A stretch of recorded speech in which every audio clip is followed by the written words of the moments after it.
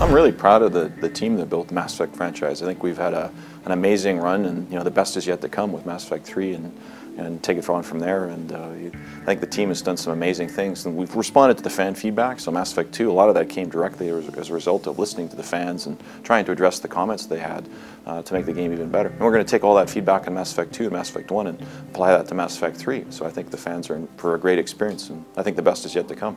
Casey had a very clear vision of what he wanted to build. I think from a gameplay perspective, like the cores remain the same, but we've been able to build on it, and then we take it different directions. I think it's whenever we build, like I think when we started the trilogy and the concept of it, we really just had a story arc and a type of gameplay we wanted to provide, and then we were actually more than happy to sort of do small directional changes along the way, and as Ray said, largely for feedback reasons. I mean, it's actually great to get feedback to improve what you've made. And, I think we never really had to compromise on anything. I think that was the thing that's been really exciting with Mass Effect, and again, with 3 coming down the pipe here, it's the same. I mean, we're really proud of what's being built, and I think the team's doing a great job. We don't set out to make a trilogy all the time, or we have a plan to make sequels generally on the games if the fans enjoy the content. We're trying to extend the franchise. Mass Effect was always intended to be that the initial 3 games were intended to be a story arc, and we wanted to kind of build that. We had that plan right from the beginning. Dragon Age, in contrast, we always had the desire and the goal, and we're doing sequels, obviously. Dragon Age 2 is about to come out. It's awesome. But it's a different kind of sequel. It's kind of taking the story in a different direction, and that's the team's choice, and the fans trying to provide a different experience with each one of our games and try and tell a different kind of story. So the Mass Effect trilogy is one way to do that, and Dragon Age sequels are another way to do that.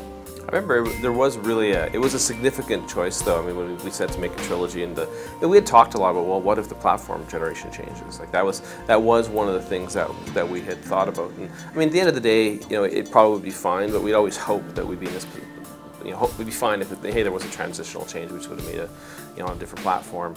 But it was great that we actually can fit them all in this generation. So I mean, I think the rare piece is actually, I think you alluded to, is having that ability to deliver that whole story experience on. If you want to play on the Xbox the entire time, 360 you can, or the PC, hey, that's always an option. And now the PS3. Yeah, now the PS3, obviously. It's just cool that we could do it this generation. So hopefully it's that like stake in the ground of what our contribution this generation of console gaming was. One of the great things is being able to provide something that surprises and delights the fans who have played our prior games, and yet provides a really accessible, easy entry point for new fans. And I think with Mass Effect 2 and Mass Effect 3 upcoming, we're definitely doing that. So while we reward all the decisions that have been made in the past, you don't have to have played the prior games to have a great experience. And we kind of recap the story. We got a really elegant solution in Mass Effect 2 on PS3.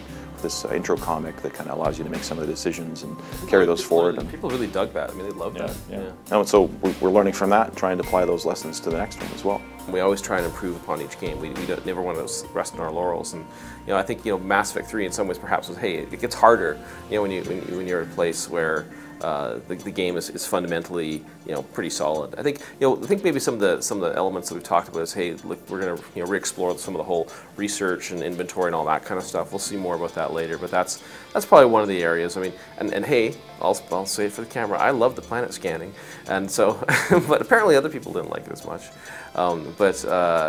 Stuff. There's always something to work on. Whatever we can do to just immerse players in the experience, so they never feel like they're taken away from it.